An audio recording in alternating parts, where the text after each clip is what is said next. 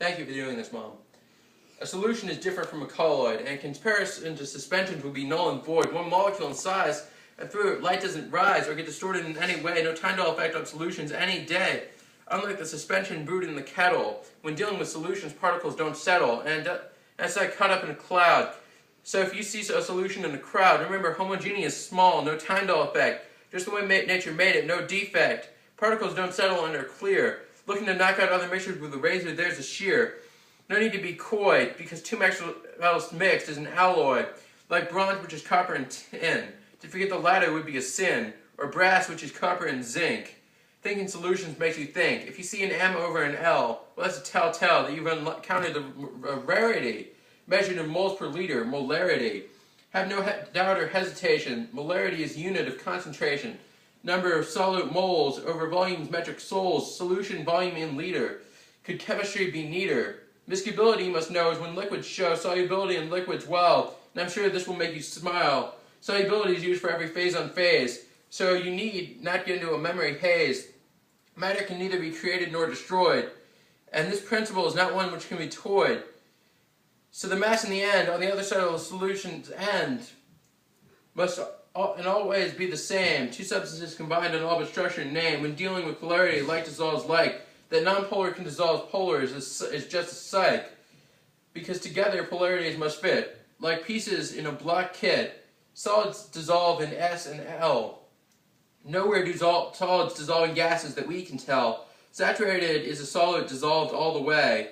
And when a solvent pair can't dissolve each other, what you should say is that the combination is insoluble, unless, and don't be under distress, a liquid is not dissolved. Don't worry, the problem is already solved, and that is an immiscible combination. Happens everywhere in every nation. Some is dissolved and the other is not.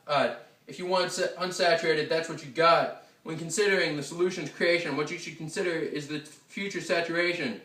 It can be super or simply saturated.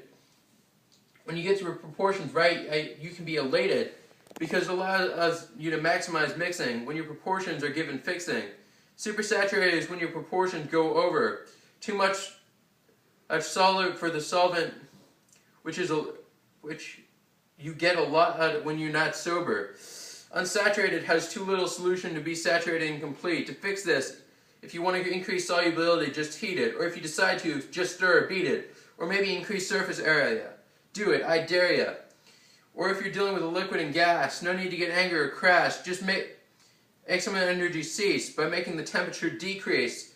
Also, you can, as hours pass, increase pressure, add more gas. No need to look and root for ways to understand ways to dilute. No need to look and pursue it. The formula is M1V1 equals M2V2.